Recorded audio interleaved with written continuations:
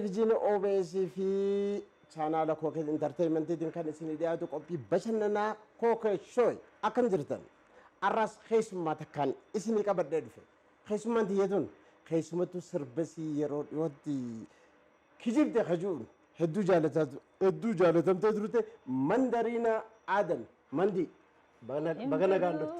Kijibaan si wajjin jiraachuu jaalala dhugaa naaf qabdu naa kottu na jibbituu deemii hin fakkeessinii annan jinqin heeyi nan hiraarsinii anna dhiisii. Waa Mandi bagana gaandofte. Bagana gaandoo hidesiin jedha Nasruu kennaa.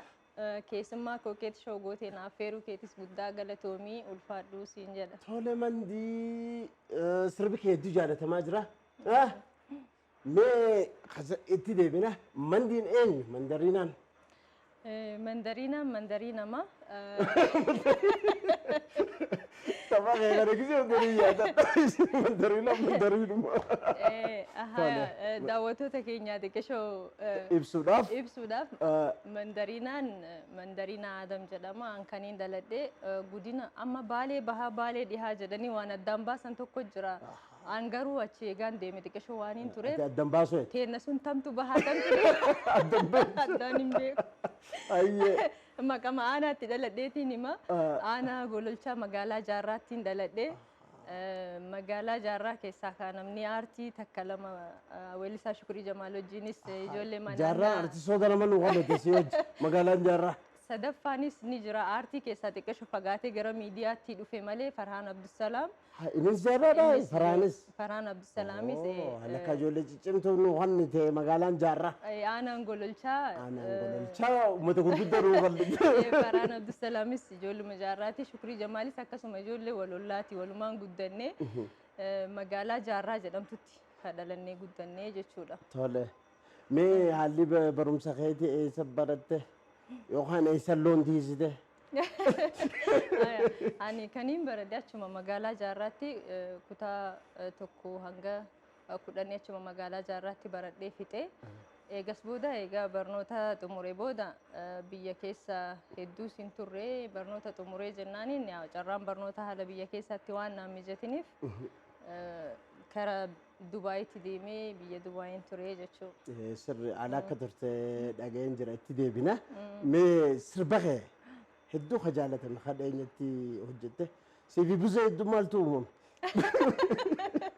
Ati kijibdee heddaan buzeen hin kijibne jedha? Buzeen hin kijibne jedha. Buzeen osuma garruuti hin kijibne siin jedha. Osuma garruu. Osuma argamu akka viidiyoo irratti argametti ka osoo anaaf inni mana keessa teennee wajjin haasoinee taphannu dhalaan biraanii bilbiltiif dubartiin biraa.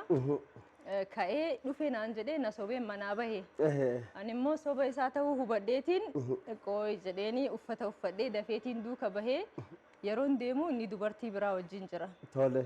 Achi yeroo nan dhufee isa argee rifatee jechuudha. Akka gaarii daleedan sirbi sun jaalatamaadha. Garuu waan hin dhagee maal seeta? Seenaan sirbi kun seenaa Mandariinaa ka dhugaatii seerubasii sirbi. Seerubasii ka dhugaatii raajaa haggamta ka dhuga? Sirriidha. Dhugaadha? Dhugaadha. Sirbi kun akkaan ibsuu barbaadeetti inumaa'u hin ibsine maalii fi viidiyoo sirbaa tokko hojjechuun baay'ee ulfaataadha ni beektaa kiliipii yeroo hojjennu yaa artistoonni hedduun gaa intarviirra yeroo dhiyaatan rakkinuma himanna ana dura illee weellistoonni baay'ee waa'ee rakkoo aartii Oromootii fi artistoota Oromoo dubbachaa turani. Dhugumatti aartuma rakkoo keessa jiraasi. Aartii Oromootu abbaa hin qabne rakkina keessa jirra waan ta'eef viidiyoo daqiiqaa 5 tokko hojjechuun immoo aarsaa baay'ee nama gaafata bu'aacii hedduu qaba. Keessa akka dubartiitti. Akka dubartiitti akka namni amma taa'ee eksteendariin bulutuuziin akka salphaatti walii dabarsu kana hojichi isaa immoo akkasitti salphaa miti. Audiyoo irraa kaasnee hanga viidiyoo aarsaa guddaadha itti kafalla. Editingii hojjechuu irratti, audiyoo hojjechuu irratti ogeessa hojjetu wajjin halkan teennee aga ijji keenya gubatutti editii hojjechaa bullee akkasitti hojjenna. Maal seeta diraamaatikii sirba sanii irratti akka ibsuu barbaannetti xiqqeeshoo deddeemnee waraabuudhaaf anis rakkoo hedduutu natti jira sirba sana akkaataatti waraabee atis quba qabda. Inumaa hiriyoonni kiyya ogummaa qabaniin na deeggaraniiti viidiyoo kana kaniin hojjechuu danda'ee sirba kana jechuudha. Ogummaa isaatiin istiidiyoo Ookush Okash Ahmed yeroo hunda na cinaa dhaabbatee sirboota hojjedhu hunda na wajjin sirba kana audio Okash dalage audio isaa Okash tunaa dalage sponsora naaf tahee waraabbii isaa kaameeraa cimdeessaa Yalaatii fi Zaakir Abdallaatiin na waraabe editingii isaa guutuu kalarii fi editingii Zaakir tunaa dalage ana duubaan ganamoota hedduu jiran buzeen directingii hojjechuudhaan yadaloo irratti na dabaluudhaan sagalee irratti na seenuudhaan akkasumas hiriyoonni kiyya hundi ganama hedduu taanee hojjenne kiyya qofaa miti namoota hedduutu na duubaan jira atis deeggarsi keetis keessa jira Kookeet Shoowis na cinaa dhaabbachaa ture viidiyoo kanarratti egaa viidiyoo sanarratti seenaa kiyya dhugaati fuula keetirraa barumsoomi fuula keetuuni mee kan sagalee laajiiti sirba kanaaf irra waliin deebina hin fedhuu kijibaan si wajjin jiraachuu jaalala dhugaa naaf qabdu naa kottu na jibbituu deemi hin fakkeessinii annan jinkinhee nan hiraarsini anna dhiisi fakkeessuun fedheet hayyee sirba kana dhageeffannee waliin deebina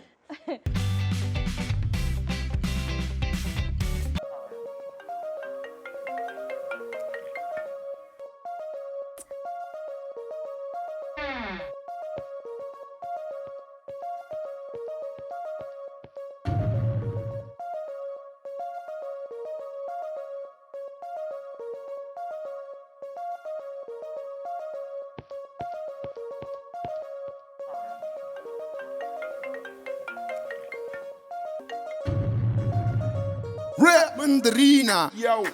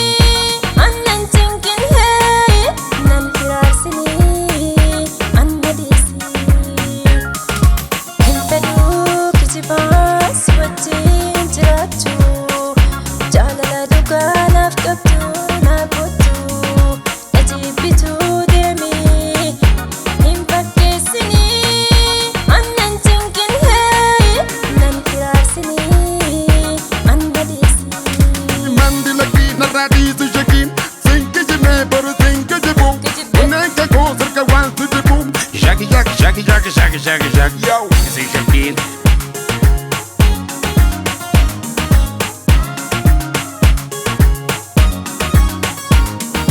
Duguanne jaalatu,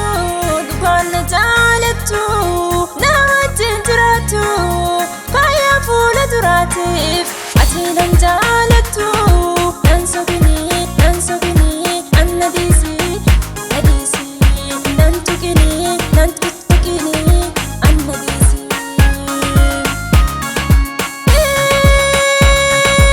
This is Shaquille. Sinirraan fedha, anna diisi, haa jiraatu.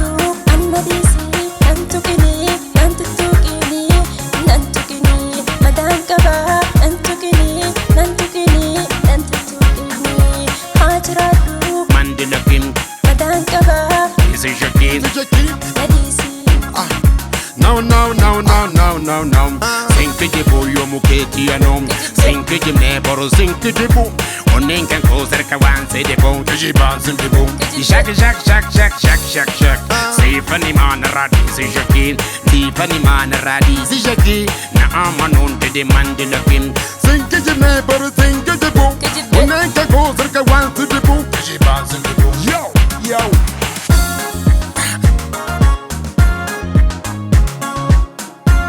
Narrati, say Shaquille.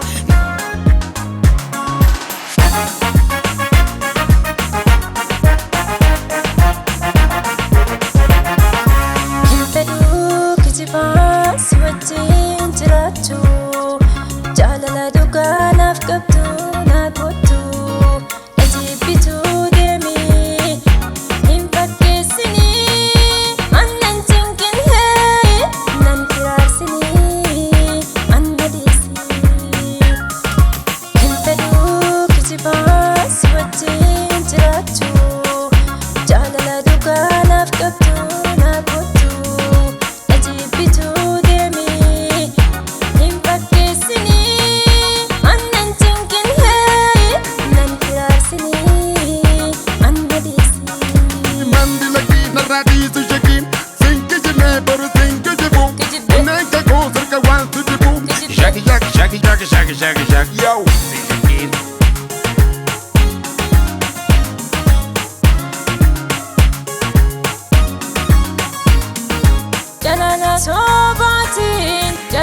soobaatiin onneeti yamite hanga arrantanatti jireeti yaahite nan sobini anna diisi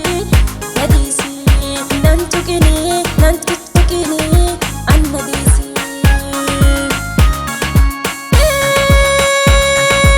Easy Shakin. sinirraanfadha anna diisi haa jiraatu anna diisi nan tuqini madaan qaba nan tuqini haa jiraatu Mandela Kim. madaan qaba Easy Shakin.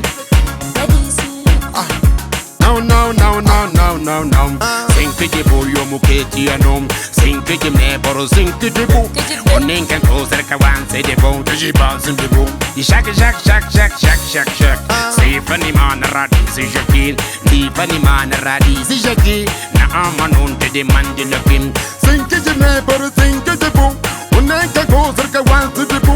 Jiba sindibu. kijibbe Yo.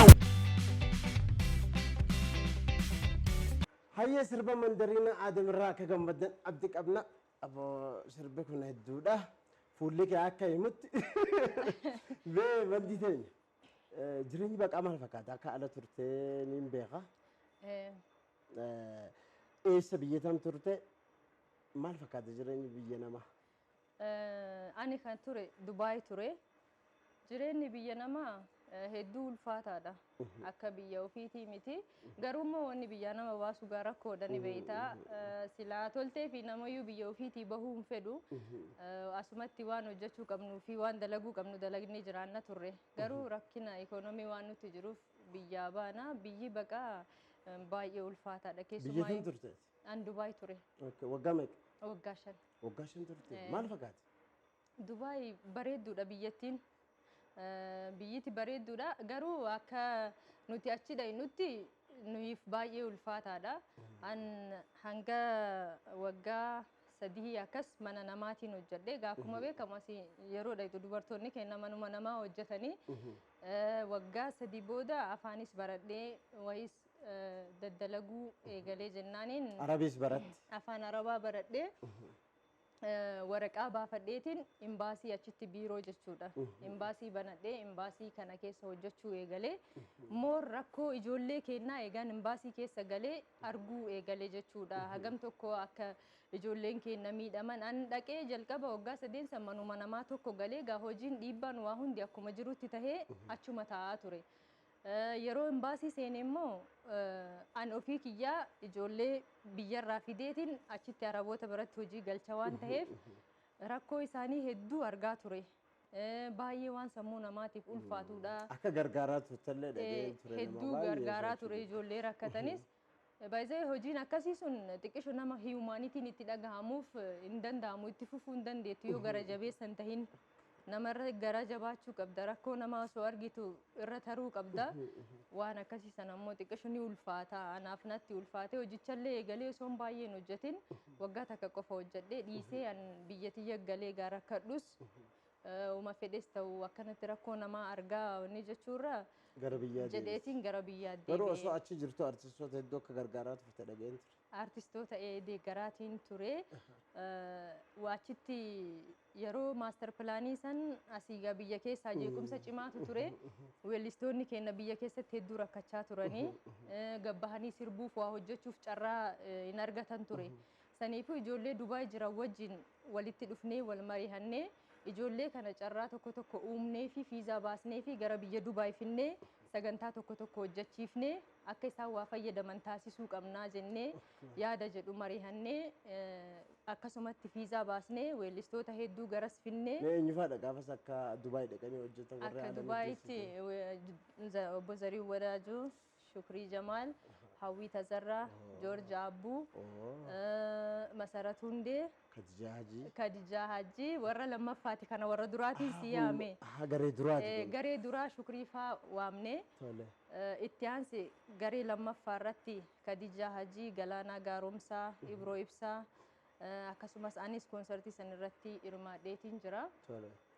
Akkasitti ijoollee garasitti waamnee waan tokko waan guddoo hojjetan achitti godhaafii turre. waan guddoo hojjetan bagee hara biyyateetiin nagaan deebite.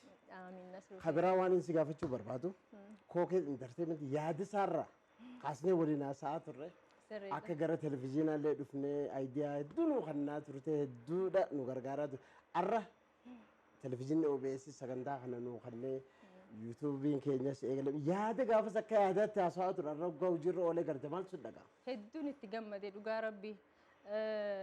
An yaada gaafsan akkasitti teenyee kookeetti akkanatti banamuu qaba akkana ta'uu qaba akkuma yaadaatti kaafne gaafa ammoo yaanni namni kaase sun bakka guddaa gahee akkanatti argan hedduun itti gammadaan. Ammas fedhiin kiyya kookeet shoo kana caala guddatee anis dandeettii qabuun waan hundaanuu cinaa dhaabbannee guddisuudha qabna akkasumas immoo Oromoon addunyaarra jiran hundi kan biyya alaas kan biyya keessaas YouTube chaanaalii Oromoon keenya fayyadaman subscribe gochuudhaan nu guddisuu qabanii support nu gochuu qaban nu cinaa dhaabbachuu qaban akkasumas kookeet shoo deeggaramuu qaba guddachuu qaba artistoota hedduu nu dhiyeessee warra dhudhokatan as baasee waan hedduu waan gaarii hojjechaa waan jiru Akkasumas warra OBS illee galatoomuu qaban warri miidiyaa OBS illee hedduu galatoomaa ulfaadha jechuun fedhan. Achii mandii teenya. Shoorrii arra nuti bakka tana ga'uuf shoorrii ati taphattees guddaadha. Mee sirba tokko nu affeerame amma sirba ati sirbite keessaa. Sirba keessa sirba yeroo jalqabaatiif takka jedhee jalqabee sirba kiyyaa fi Heenok Joorjiiti sirba aadaa Baaleeti. Waggaa meeqa dura hojjetta? Waggaa 5 moo 6 dura Tole. natti fakkaata. Sani jiini garbuun goysu jedha. Mimee naa ji'iti istuudiyoo irraa affeer. Jiini garbuun goysu numaa shakarreessa gowwaan dunuufsu addaan nu fageessa oonaanatti himi wala gareenessa jedha. Hedduu namatti tola sirba kana affeerree waliin deebina.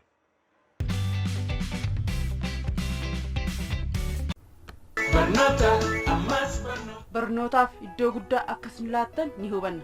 Dhugaadha eeyyee barnootni hundaa oli lammiin barate of ta'ee guddataa lammiif quuqama kaayyoo baha Afrikaatti barnoota qulqullina qabu afaan Oromoo fi afaan Ingiliziitiin akkasumas hundee maalummaa Oromoo sirna gadaa ilmaan keessan olmaa daa'immanii kaasee hanga yuunivarsiitii barsiisuun lammiif addunyaa fi bu'aa buusu ga'oomsee gumaachuuf waldaan aksiyoona barnootaa waliif aksiyoona gurguruu erga eegalee bubbulee jira.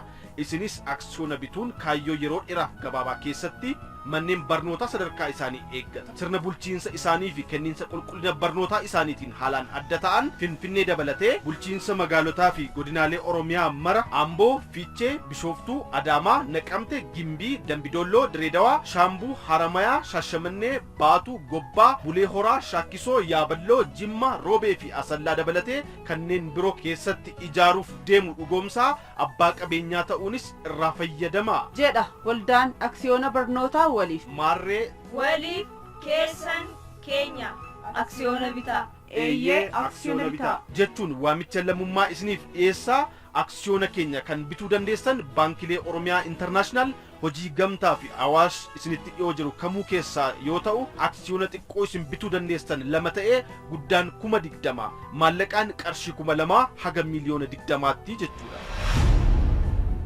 Waldaa aksiyoona barnootaa waliif.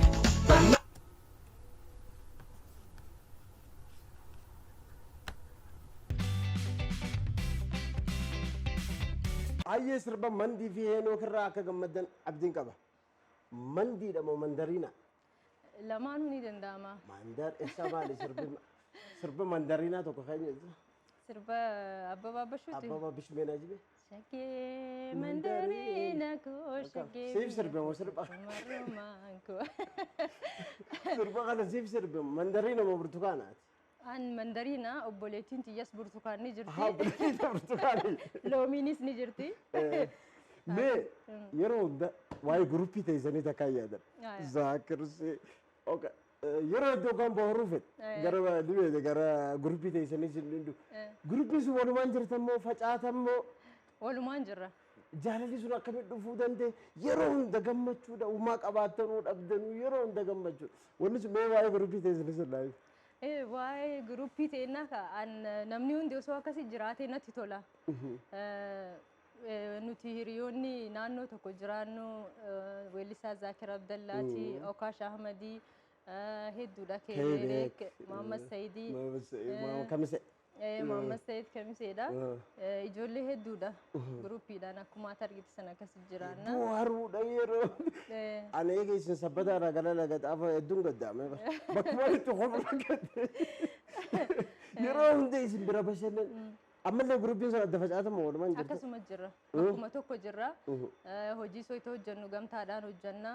Walis deeggarraa yaadaan ogummaadhaan waan qabnu wal cinaa dhaabbannee akkasumatti jirra. Akkasumatti Garuu afaan keessan tokko hobaati namni irra ka tokko isa. Afaan keenya afaan keenya afaanuma Oromooti. Dubbii akkamiin laal tokko jedhan akkanumatti laal jettan tokko hunda irratti. Akkanuma laala. Fakkeenyaaf amma maalirra jirta jettee osoo na gaafattee siif hin deebisaa jechuudha. Mee amma maalirra jirta? Ammaan tanaan teessoorraan jira. Abbas waaliin isin biratti guruppii teessan sirra yeroo tokko maaliimi? Namni okaashiif bilbile. Okaashiif hin jiru jee gwasaa kiri kan fuudhe. Hello. Ni jira. Anuma jira garuu hin jiru jee. Wanni akkasii sun nama warsa. As hin jiru jedhiini naan jedhee garuu anuma cina taa'u. Ni jira. Sirriidha. Soba dubbachuun hin ta'u. Guruppii teenya keessatti yoo sobi jettee ati naa sobi jettee natti himte naa sobi jedhee natti hime malee inni akkana jedheetiin dhuguma jirtu himaan. Haa mas gaaf tokko gibbuma isin keessa jiraatanitti haadha manaatiif abbaa manaa wal lolanii manguddummaa nama isin isaanii isin yaaman isaan. Mee waa'ee saddaati manguddummaa sun akkam ture. Haadha manaaf abbaan manaa wal lolanii manguddummaatti dhayne egaa ollaan namaa deemaa ollaatti dhayne. Isaan isin beekanii isin yaamanis tole. Amma akka araaramanii kadhanne abbaa manaatis kadhanne dhiisii akkasii mi'isiis kadhanne lamaanuu ni didan araaramaa jennee ni didan amma eega didan wal dhabbii isin jidduutti uumamte tana qaawwa xiqqishoo banamte tana babal'ifnee ogummaa qabnu guutuuf fayyadamnee qaawwa kana babal'ifnee sana bal'isuudha. Haga adda baasanitti isin wajjin jirraa jenneen. Yeroo hedduu wanta keessa golla gammachiisa. Deemaa sirba tokko naaf sirba ka Okaash wajjin hojjenne. Okaash akka malee goota achirratti mucaa makiinaa jala feesifte. Jalaa hin deemee. Eessi jala. Sirba san irratti osoo inni makiinaa jala fiigu jalaa hin kute sirba san goonii gubbaa jedha. Goonii jechuun. Meemeen ajiiti sagaleen istuudiyoo irraa afeera. I think Okaash tu eegala yeroo eegalu. Ayyee. Iddoo tiyyaan sii jedhamu iddoo Okaashin sii jedhamu. Sakiyaa miila kaasee sibiraa baqadhu yaadannoo jaalala keen dagadhu jedha. Goonii gubbaadha mata dureen sirbichaa. Goonii jechuun gaara Huseen Buneeti Baaleetti argama aanaa Sawweenaa keessatti gaara argamuudha. Gaarri sun gaara Goonii jedhama. Gaara Huseen Bunee keessa qabsaa'aa turedha jechuudha sirba san keessatti ka ibsine. Akkas. Hayyee sirba kana akka irraa bawartan abdiin qaba sirba Okaash Ahmadii fi Mandariina Aadam sirban kana isin afeerreetti walitti deebina. Hayyee mandi sirba keessan irraa hedduudha bawarre. Mee amma maal irratti argamta? Maali amma wanni godhaa jirtu? Filmiitis akka hojjechaa jirtu natti himtee turte. Eessirra sii ga'e wanni sun? Fiilmii afaan Oromoo barreessee xumureetiin hojii isaatti qopheesse. Iskiriptii isaa guutuu anaaf barreessee daayirektingii isaallee anaatu hojjeta. Waraabbii isaas walakkaa ol waraabnee jirra. Produkshinii of ta'ii fiilmi produkshin kan Jawaar Gammadaa wajjin fi Keemboon istiidiyoo Hasan Muhammad jara lamaaniin ta'aniiti waraabbii kanaaf eegalanii fiilmicha san walakkaa ol waraabnee jirra. Walakkaattiin harkaa dhaabatee yeroo xumuruu hedduutti sababa rakkoo ispoonsaraatiin jechuudha. Otoo ispoonsara nama isinii godhu argattanii fiilmiin sun xumuramee ba'a jechuudha. Xumuramee eebbifamee ni baha ture. Ispoonsara bakka hedduus deddeeme gaafadheetiin jira fiilmii kanaaf. Fiilmii jecha kee tokko iyyatan ispoonsaraaf hoggaadhe isaanis ispoonsara biraatti gaafatan. Isaanis ispoonsara nama gaafatan. Beekam jette waan sannaa himu. Akkaattiin nan jedhe namni gaafa jabaatee hojii wayii hojjetu dandeettii teetiin si cinaa dhaabbachuu qaba. Hojii fiilmii guutuu sa'aa takkaa fi wayiitii miti sirbi daqiiqaa 5 aarsaa hagam akka nama kafalchiisu dura dubbachaa turre. Fiilmii immoo gaafa hojjennu taatota hedduutu irratti dhufee hojjetaa yoo taatonni iyyuu an kafaltii na kafalchiisuu baatanii akkuma hiriyyummaatti dhufanii na hojjetanii maal jedhaniyyuu taatota saniif nyaata dhugaatii konkolaataa baanee baadiyyaa waan hedduu jira baasii jechuudha. Kan duraan humnuma kiyyaan waan qabuun itti deemee hojjechaa ture akkaan biyya alaarraas deebi'atti ture. Yeroo waan qabu hunda fixadhe immoo hojii san ofii kiyyaa of abdadhee anatu fixata jedhee ittiin seenne egaa uummatuma Oromoo abdadheeti na gargaaranii na xumursiisan waan jedhu yaadee itti galee eegas booda hojicha walakkaatti yeroon harkaa hafe iddoowwan hedduu propoozaalota qopheeffadhee ispoonsara gaafachaatiin ture. Ispoonsara biraatti si gaafata. Dubartii taatee gaafa ispoonsara gaafachuu deddeemtu namni si deeggaruu fedhelleen dura garuu dubartummaa keetitti fayyadamee yookaan waan sammuu namaa miidhu waan akkasiitiin jira. San ammoo ilmi namaa qabeenyi inni uumamaan qabu sammuu isaati. Wanni eeggachuu inni qabu jechuudha. Dhugumatti bandii ta'e maal seete aayidiyaa hedduu akka qabdu niin beeka. Dhugatti mandariina Aadam nama otoo deeggarsi godhamee fi artii sanarratti waan adda addaa akka dandeettii qabdu niin beeka. Artii dandeettii adda addaa qabda gara filmii gara koomeediitiin gara sirbaatiin waan adda namoota akkanaa jajjabeessuun dirqama ta'a. Kabira eebba albamaatiif gara baalee akka deemtu natti himtee turte. Wanni sun hangamta akkasii milkaa'e. Eebba albamaa filmii sana akkasuma dhiiseetiin ispoonsara dhabee jennaaniin albama guutuu kaniin hojjadhee qaba sirboota jechuudha. Istiidiyoo lamatti hojjadhee istiidiyoo seenaa istiidiyoo Zaakir Abdallaatii fi Okaash Ahmad biratti hojjadhee sirboota sanniin gaa amma walitti qabeetiin albama kana eebbifadha jedhee takka jedhee bakka itti dhaladhee irraa hin eegala jedhee achitti qopheeffachuu deeme. Magaalaa Jaarraatti. Jaarraa aanaa Gololchaatti jechuudha. Aanaa Gololchaa Jaarraatti. Jaarraatti xalayaa deeggarsaas biiroo aadaaf turizimii Oromiyaa irraa fudhadhee jira. Aadaaf turizimiin Oromiyaa yeroo xalayaa namaaf barreessu dura hojii kee dhaggeeffatee sii barreessan. Albama kana guutuu siidiitti fuudhee deemeetiin dhaggeeffatanii kaanii aadaadha. Wanti naan hojjedhe amma aadaa fi sirboota jaalalaati.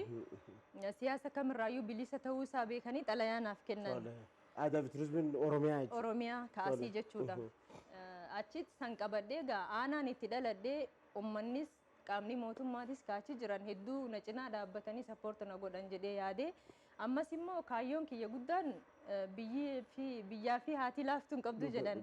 Aanaan sun baay'ee aanaa dagatamtee aanaa boodatti hafteedha. Gololchi piroomoshina magaalaa saniif miidiyaa qabannee deemnaa yeroo deemnu artistoota bebbeekamaa hedduu wajjiniin achi dhaqee albama kana eebbifachuu fedhe. Gaafa san namni ni dhufa magaalaa tana ni argaa hanga takka magaalaan tun guddachuu ni dandeetti. Aanaa itti dhaladhe kana guddisuu qaba jedhee yaadee xalayaas qabadhee waa hunda qabadhee dhaqee aanaa wayita dhaqee aanaa Gololchaati. Aanaa Gololchaa magaalaa Jaarraa dhaqee Jaarraadha ka itti qopheessu. Magaalaa Jaarraa qopheessuu yaaddee ture. Magaalaa sanittiin qopheessuu yaade. Xalayaa hageessite bulchiinsa magaalaa Jaarraatiif. Bulchiinsa magaalaa Jaarraatiif hin geesse. Garuu akkaataan ani yaadee dhaqee fi akkaataan bulchiinsi achitti na simate wal adda ta'e. Maaltu si qunna? Wanti na qunname ija siyaasaatiin na ilaalanii akkaan dhaqetti poostaroota magaalaa keessa hunda poostara baasnee maxxansinee turre albamaa jechuudha. Poostaroota kiyya hunda babbaqaqsanii facaasanii. Warra bulchiinsaati moo kana godhe? I think natti fakkaata. Magaalaan qaama nageenyaa qabdu takka magaalaan bulchiinsa qabdu takka isaanumatti gaafatama. Isaanumatu itti gaafatama. Maaliif poostarri sun akkasumatti hin dhaabanne xalayaa isaaniitiin dhaabbatee nageenya waan sanii eegsisuu ka qabu aanaa sani. Poostara kana babbaqaqsanii daddarbanii anas siyaasa adda addaatiin wal naqabsiisanii xalayaa naa barreessuu didanii as biiroo mootummaa naannoo Oromiyaa irraa xalayaa barreeffachuuf hanga nama seenee waaree booda barreeffadhee bahe. Aanaa Gololchaa dhaqee garuu xalayaa poostarri naaf haa dhaabbattu jedhu takka barreeffachuuf ji'a lama narraa fixate. Ji'a lama na deddeebisan. Warri aanaatis. Warri aanaa maali sababni isaanii itti galeen gaafa bulchaa aanaatis gaafadhu shakkiiwwan garaagaraa ati shaneedha ati maaliidha ni jira taargaa adda addaa namaa kennanii itti hubachiise an nama aartiiti namni aartii waa'ee paartii keessa hin galu artistiin ka ummataati ani aartii aadaa tiyya guddisuuf aanaa kana beeksisuuf dhufe malee kuffisuuf hin dhufne aanaa itti guddate namni ni guddisa malee hin kuffisu. Kanaaf siin milkooyne osoo siin milkaa'in deebite. Osoo naaf hin milkaa'in baasii guddaa itti baase albama kana eebbisiisuudhaa fi itti aanse yeroo tiyya hedduun achi gube ji'a 5 ol achitti processa kana fixachuudhaaf tikeeta hunda qopheessee Kuni dhugumatti mandii waan qaaniidha. Gamanaan wanni dhaabnu bulchiinsi aanaa gololchaatis haa ta'u qaaniidha. Dhalattuun teessan takka achitti namni bakki itti dhalatte yoo sin amanne kabiraa eenyu si amana. Namni nama bakkaan na beekuttiin bakka irraa dhaladhe irraa hin kaa'e jechuun achi dhaquun ammallee bulchiinsi aanaa gololchaa waan kana sirreessitanii dhalattuu teessaniif akkana gamanumaan dhaamsa isinii dabarsina. Qaaniidha wanni kun.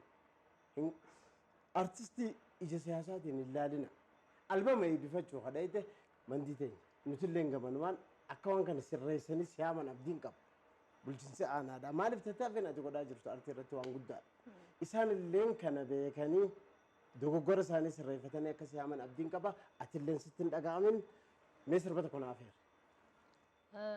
Haya sirbi amma albama amma qopheesse kana mata dureen isaa haadha siinqee jedha. Tole. Haadha siinqee kana Haadha siinqee kana misila akka jaarratti eebbisuu ka deemu. gololchatti eebbisiisu deeme aanaa keenya keessatti amma baalegaa waan sheewseen kana wal qabataa miree dubartoonni walitti dhufanii ayyomakkoo jedhanii waa qopheeffatan. Ayyomakkoon kun dubartiin takka mana isiitii harcee fiddii tuun aanan fiddii tuun dhadhaa fiddii kun waan adda addaa waliif fidanii yoo sagantaan har'a mana dubartii takkaa ta'e achitti marqarra kaayanii marqatanii buna aananii danfifatanii dhuganii eega waan san xumuranii diddibatan booda ka'anii sirba isaan sirbantu jira. Dubartoota qofa dhiirri ittiin kalaa'u mana saniin seenu. Kana jechuun ateeteedha. Ateetee dubartootaati. San an gama muuziqaatiin dalagee viidiyoo isaallee sila aanama sanitti akkasumatti aadaa san wajjin akkasumatti guutuu isaa waraabuu ture yoosoo sagantaan sun na jalaa fashalaa'uu ture. Sirba san keessaa sirba haadha siinqee jedhu. Meeshaa sagalumaan naajiiti. Makole makoti yao makileta sinke ibida makileta sinke ibida warabe kusifar patao takiti hadadi radiba ayo makile webile tangon kennamtef dubarti ittiga patamtu ummata rabbi shume ala manatti Yeroo dhiyootti eeggannee jira. yeroo dhiyootti viidiyoo isaan eegganna. Mee sirba tokko waa'ee koronaa irratti guruppiin teessan hojjete tokko. ni jira. Sirba sammee naajiiti naaf heera. Sirba san weellistoota hedduu taanee hojjennee Zaakir Abdallaati Okaash Ahmad akkasumas gaazexeessituu OMN ka turte Zabidaa Qaasim Buzaa Lamasaffaa akkasitti guruppiidhaan hojjennee መታጠብ እንደገና መታጠብ እንደገና afaan meeqaan hojjete waan sana afaan Somaalee afaan Oromootii fi afaan Amaaraatiin hojjenne. sirba hedduu waa'ee koronaa irratti gaa kabajamtoota keenya koronaan ammaas hin dhabamneeti amma sirba mandiin faan hojjetan kanaan isin afeerreeti walitti deebina. Hayyee mandi amma maal irratti argamta yeroo dhiyootti maal sirraa eenyu? Amma yeroo dhiyootti egaa waan kana jedhee dubbachuu hin danda'u albama eebbisiisuuf wantoota na mudatan hedduutu jiran argitee jirta. Akka yaadetti egaa sirba haadha siinqee yoo deeggarsa argadhee viidiyoo isaa hojjedhee gallakkisuu fedha. Itti aansee hojii kamiyyuu hojjechuuf an qophiidha. Qaama nama hojjechiisutu hin jirre malee akka hatuu jettee an aayidiyaa baay'ee maddisiisuu hin danda'a. Niin barreessaa yeroo kiyya hedduu barreessuudhaan hin dabarsaa. Niin dubbisaan barreessa waa hedduus niin qopheessa. Garuu qophaa'ee numa ta'a malee gabbaasee hojjechaa hin jiru. Bakkaan itti baasee hojjedhu fedha. Qaamni kamiyyuu na hojjechiisa taanaaniin hojjechuudhaaf an qophiidha. Akkasumas miidiyaaleen jiran ka biyya keessa artistoota keenya akkanatti akka amma kookeetti showwaamee akkanatti yayyaadatee sappoorti godhee as waamee gaggaafate kan as baasee artistoota keenya hedduu hawaasa biratti yoo mul'ise namnis arguu ni danda'a. Amma kookeetti show warri daawwatan mandarinaan eenyu akka taate namni hedduun hubachuu ni danda'a. Osoo ati immoo waamtee na affeeruu baattee namni waa'ee kiyya beekee dhufee manatti na deeggaruu danda'u hin jiru. Sirbaan na beekanii sirbii amma buzee wajjin hojjenne san kan aarsaa hedduu itti kafallee hojjenne YouTube chaayinaalii keenyarraallee bu'ee jira. Yeroo dhiyootti garuu kookeet chaayinaal irratti kookeet tuub irratti ni fe'anna. Achirraa viyuu isaa akka bantanii ilaaltanii isiniin jenna. Baay'eeratti namoonni galatoonfachuu barbaadu. Warreen maqaa isaanii osoo hin dhohin hin dabar jettu galatoonfatteeti. sirbata kun afeertee walit dhaammanna immoo walit deebine si hedduudha hojjenna akkanatti addan baanu fuuldura waa hedduun waan haaraan akka dhufnu gamana waa dagalaa miimmaa jirratti wada galatoonfachuu qabdu warri maqaa isaanii kaasuu barbaadde. Hayyee dhumarratti kan hin galateeffachuu fedhu namoota hedduudha. Hojii kiyya jalqabarraa kaasee hanga dhumaatti nafaana ta'uudhaan yaadaan waa hundaan ogummaa qabuun na deeggaruu cinaatti gama diinagdeetiinis waa hundaan na deeggaraa kan na cinaa ture yoomiyyuu kan na cinaa jiru Okaash Ahmad Okush Studio hedduun isa galateeffachuu fedha. Hojii kana hunda hojjedhee as gahuu kiyyaaf isa deeggarsiisaa guddaadha. Osoo inni akkas ogummaa qabu waa hundaan na deeggaruu dhabaate an akkasitti as bahee muuziqaadhaanis waa hundaanis bakka humni naa laaffattetti isatu na gargaaraa ture.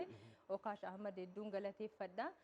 Itti aansuudhaan haadhaaf abbaa kiyyaa Damgaraa fi Nafiisaa Huseenaadha tiyya. Lubbuun ni jiranii hedduu na deeggaran yaadaan na jajjabeessanii innuma gaa maatiin kun waan waa'ee muuziqaa kanarratti xiqqishoonti jedhanii garuu maatiin kiyya baay'ee sappoortu na godhan na jajjabeessanii itti aansuudhaan waan ofii istiidiyoo Cundeessaa Ayyalaa, Seenaa istiidiyoo Zaakir Abdallaa, akkasumas Riyaatiyyaa Firaa'ol Alii, Oliyaad Alii, akkasumas ijoollee gaafaan albama kana eebbisuuf aanaa gololchaa keessatti humna ofiitiin waan kana naa taasisuuf hedduu naa tattaaffatanii na cinaa dhaabbatanii akka hin taanetti sagantaan sun kufee ammas guyyaa takka sagantaa kana galmaan gahee akkaan isaan gammachiisu gamanumaa waadaa galaa fi Hayilee Kabbadaa Fayyisootii fi akkasuma obboleessi kiyya Ahmad Adam guddaan isaan galateeffachuu fedha. Hayyee mandii seenyee mandii jabeessuun artii Oromoo jabeessuudha dhugatti akka deeggarsii godhamee waan addaatiin nu dhuftu abdiin qaba.